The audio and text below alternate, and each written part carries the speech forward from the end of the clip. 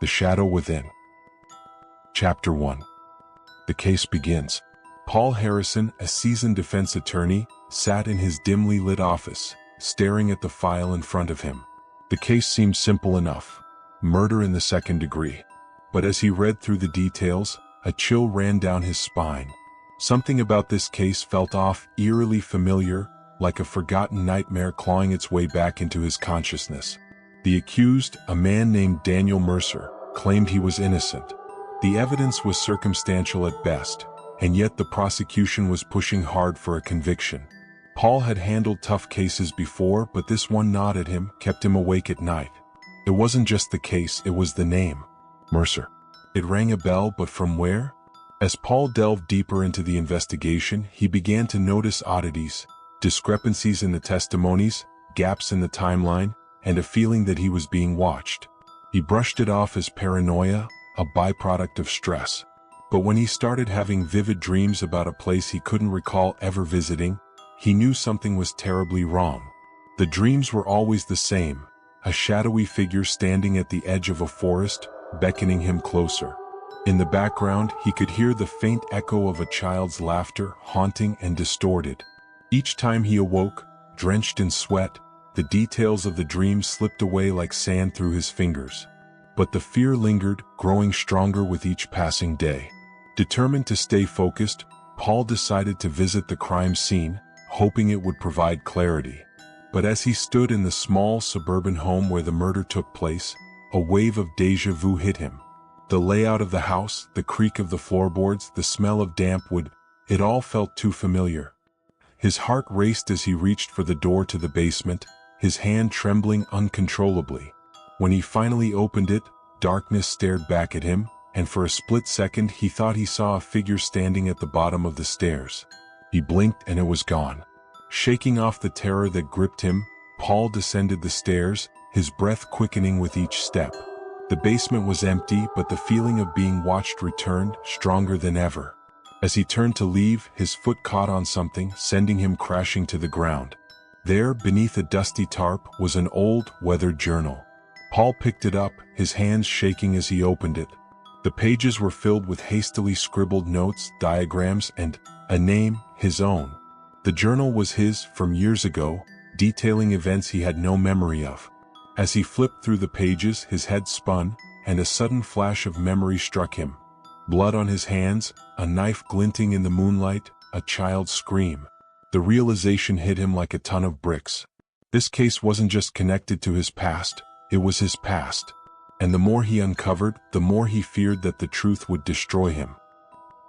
Chapter 2. The Shadow Emerges. Paul couldn't shake the feeling that his life was spiraling out of control. The journal had opened a door to a past he had buried deep within his mind, and now that door was wide open, flooding his thoughts with fragments of memories too terrifying to face. He spent hours in his office, poring over the journal, trying to piece together the shattered remnants of his past. The handwriting was unmistakably his, but the events described felt like they belonged to someone else, a stranger with a dark, twisted soul. Each entry was more disturbing than the last, chronicling a descent into madness that mirrored the nightmares that plagued him. The memories started to seep into his waking life. He would catch glimpses of shadows moving in the corner of his eye, hear whispers that vanished the moment he tried to listen. The line between reality and delusion blurred, leaving him questioning everything he knew. His once sharp mind was now a tangled web of fear and confusion. Desperate for answers, Paul reached out to an old colleague, Dr. Evelyn Morgan, a psychologist who specialized in repressed memories. She agreed to meet him at her office, where he hoped to gain some clarity. But as he sat across from her, recounting the details of the case in the journal, he saw a flicker of recognition in her eyes. "Evelyn, do you remember something?" Paul asked, his voice barely above a whisper. She hesitated, then nodded slowly. "Paul, there's something you need to know. Years ago you were involved in a case that changed you. It was unlike any other. You were different after that, withdrawn, paranoid. You eventually left the firm without a word. We all thought you needed time to recover, but then you disappeared. No one knew where you went or what happened to you. When you returned, you seemed fine, but you never spoke about it again." Paul's blood ran cold. He had no memory of leaving, no recollection of the case she was referring to. But it all made sense now, the missing pieces, the gaps in his memory. Whatever happened back then, it was connected to this case and it was trying to resurface. "I need to know what I did, Evelyn," Paul said, his voice trembling. "I need to know the truth." Evelyn leaned forward, her expression grave. "Paul, the mind is a fragile thing. If you're not careful, digging into your past could cause more harm than good. Are you sure you're ready to face it?" Paul hesitated, fear gnawing at the edges of his resolve. But he knew he couldn't turn back now. "I don't have a choice. This case, this journal, it's all connected. If I don't find out what happened, I might lose myself completely." Evelyn sighed, her eyes filled with concern. "Very well, but you need to proceed with caution. I'll help you as much as I can, but you must be prepared for what you might find." Paul nodded, though he wasn't sure he could ever be truly prepared for the horrors lurking in his past. As he left her office, the weight of the journal in his briefcase felt like a ticking time bomb, ready to explode the moment he dared to open it again. That night, the nightmares returned with a vengeance. The shadowy figure was closer now, its face obscured by darkness. But this time there was something new, a voice, low and menacing, whispering his name. "Paul. Paul, you can't hide from the truth." He woke up in a cold sweat, his heart pounding in his chest. The fear was overwhelming, suffocating. But beneath it all, there was something else, a burning need to know. He had to keep going no matter the cost. Paul pulled the journal from his briefcase, his hands trembling as he turned to the next page. What he saw there made his blood run cold. A detailed sketch of the crime scene from his current case, drawn in his own hand. But the date at the bottom was from years ago, long before the murder had taken place. As the walls of reality crumbled around him, Paul realized he was no longer just defending a client. He was defending himself from a past he could no longer deny. Chapter 3. The Forgotten Place. Paul awoke to the sound of his phone ringing, the harsh tone cutting through the fog of his restless sleep. He fumbled for the device, his hands shaking as he brought it to his ear. "Paul Harrison," he croaked, his voice rough from a night spent tossing and turning. "Paul, it's Detective Mitchell. We need to talk." The detective's voice was stern, leaving no room for argument. Paul's stomach twisted with anxiety. "What's this about, Mitchell? I'd rather discuss it in person. Meet me at the station in an hour." The line went dead before Paul could respond, leaving him staring at the screen in confusion. His mind raced with possibilities, each more terrifying than the last. What did the detective know? And how was it connected to the disturbing discoveries Paul had made in his journal? Determined to find out, Paul quickly dressed and made his way to the police station. The drive was a blur, his thoughts consumed by the growing sense of dread that had taken hold of him. When he arrived, Detective Mitchell was waiting for him in one of the interrogation rooms, his expression unreadable. "Sit down, Paul," Mitchell said, gesturing to the chair across from him. Paul complied, his heart pounding in his chest. "What's going on, Mitchell?" The detective slid a folder across the table. "We found something during our investigation of the Mercer case. Something you need to see." Paul opened the folder with trembling hands, his breath catching in his throat as he stared at the contents. Photos of the crime scene were laid out before him, each one more gruesome than the last. But it wasn't the images that sent a chill down his spine, it was the notes scribbled in the margins, notes in his own handwriting. "Where did you get these?"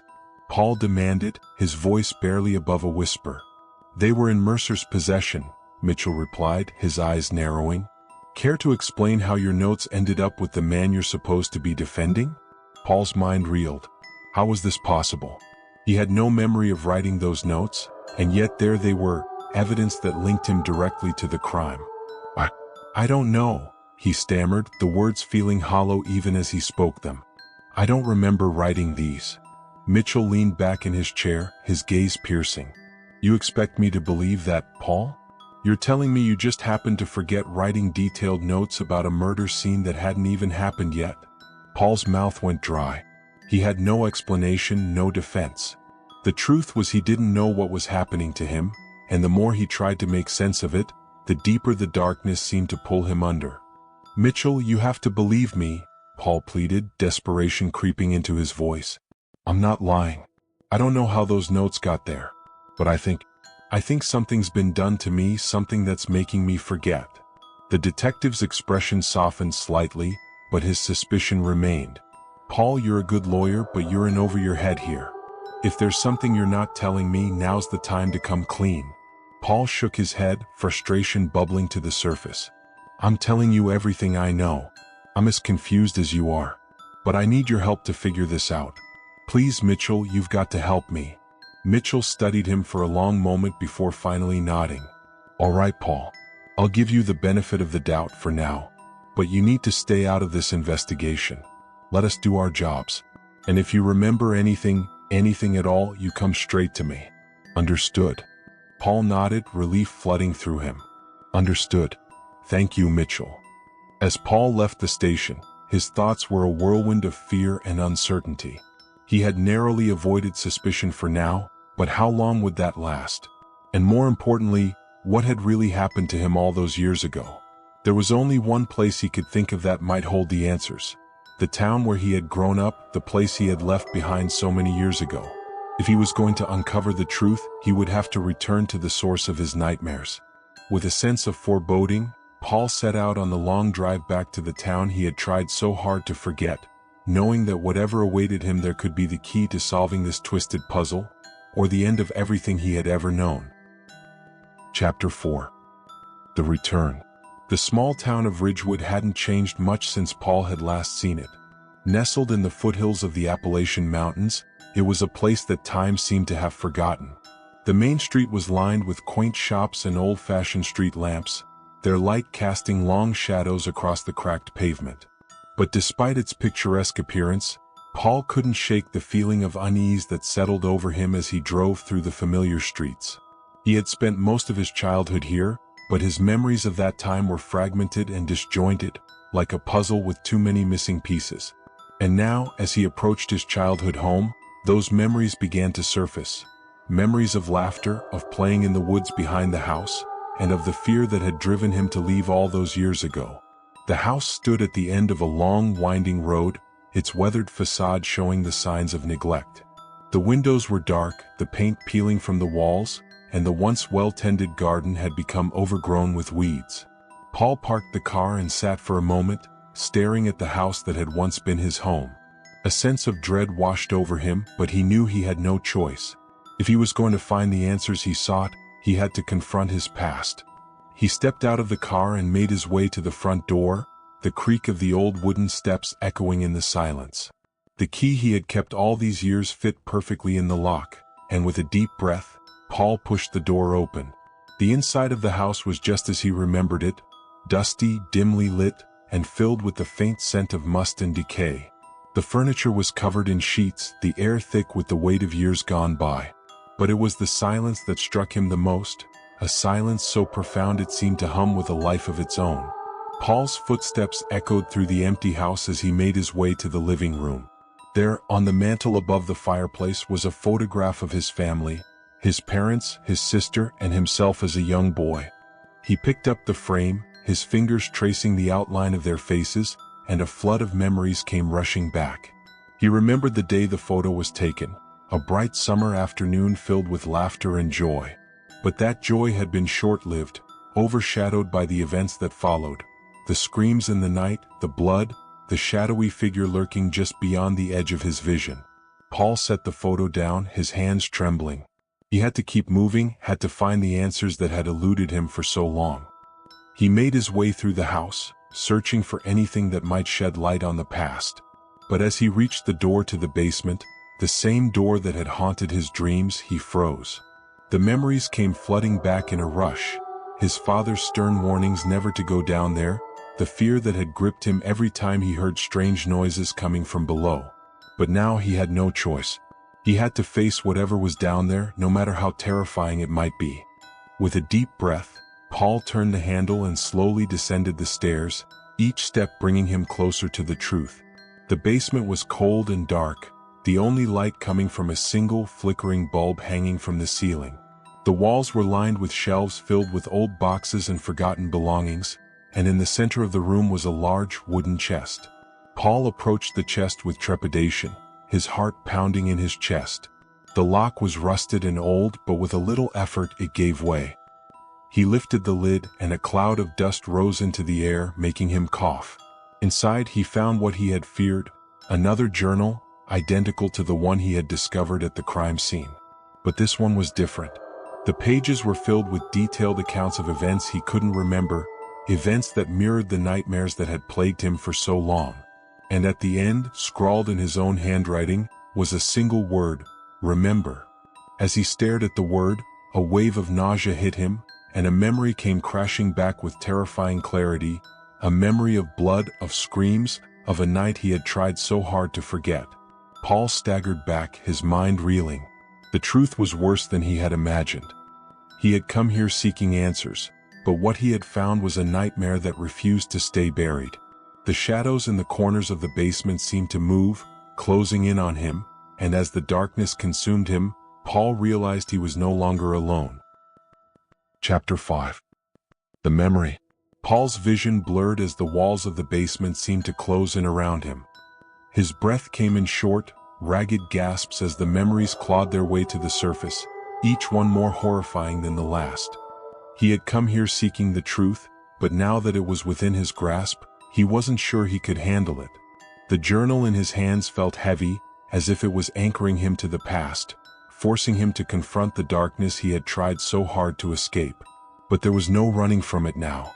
The shadows that had haunted his dreams, the figure lurking just beyond his sight, they were all connected to this place, to him.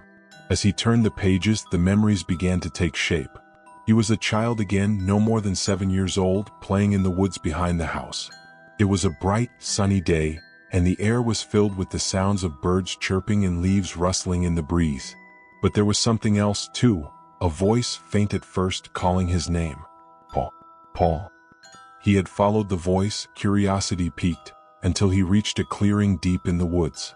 There, standing at the edge of the trees, was a man he didn't recognize, with a face hidden in shadow. The man had smiled at him, a smile that sent a chill down his spine and beckoned him closer. Paul remembered feeling a strange sense of unease, but the man's voice was soothing, almost hypnotic. Come closer, Paul. I have something to show you. He had taken a step forward, then another, until he was standing in front of the man.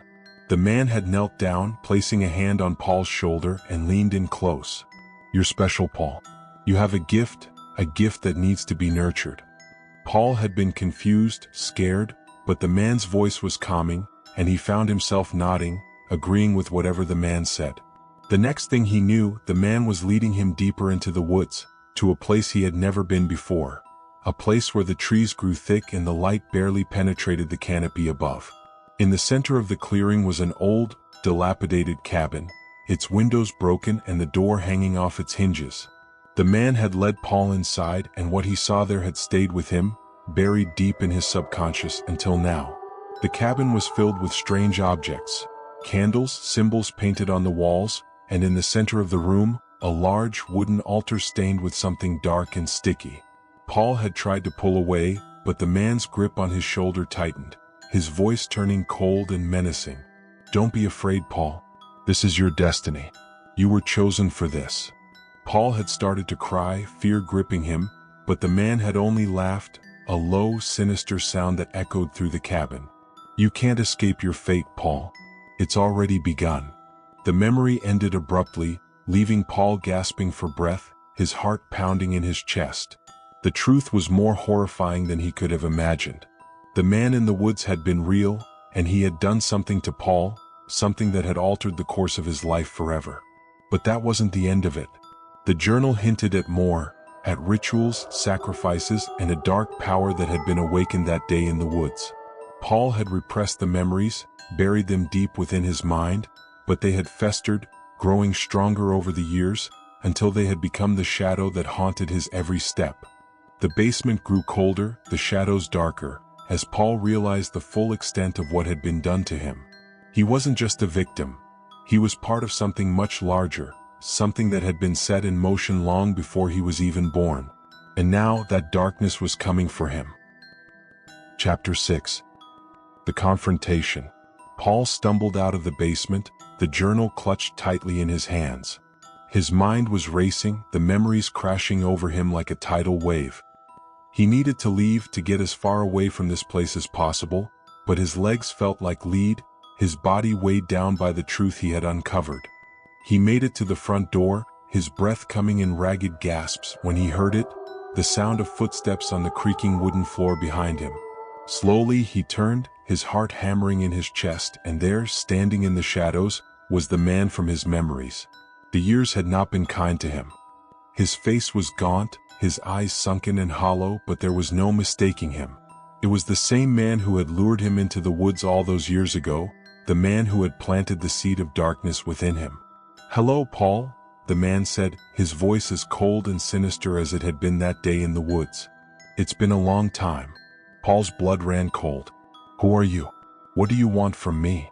The man stepped closer, his smile sending a shiver down Paul's spine. "I'm the one who made you what you are. I'm the one who showed you the truth." Paul backed away, his hands trembling. "I don't understand.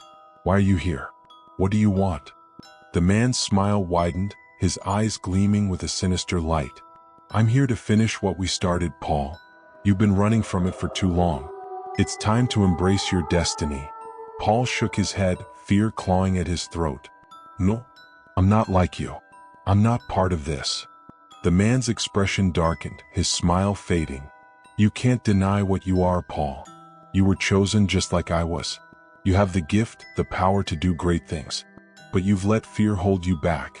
Paul felt a surge of anger, the fear giving way to something stronger.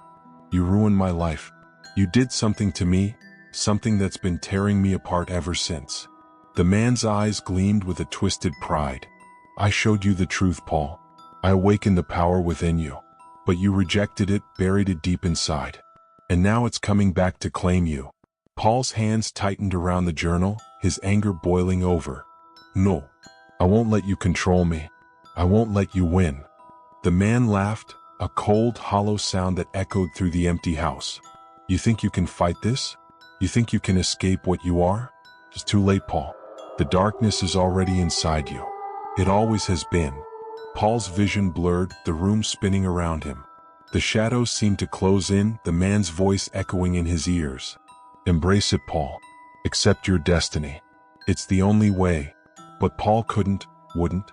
With a surge of defiance, he threw the journal at the man, the pages scattering across the floor. "I'll never be like you," he spat, his voice shaking with anger and fear. The man's smile twisted into a snarl, his eyes burning with rage. "You can't deny what you are, Paul. The darkness is already inside you, and it will consume you whether you like it or not." Paul's vision blurred, the shadows closing in around him. The man's voice was a distant echo now, fading into the background as Paul's thoughts spiraled into chaos. He had come here seeking the truth, but now that he had found it, he wished he had never remembered. The last thing he saw before the darkness swallowed him whole was the man's twisted smile, and the last thing he heard was his own voice, screaming in the dark. If you enjoyed this story, please subscribe to the channel, give it a like, and share your thoughts in the comments.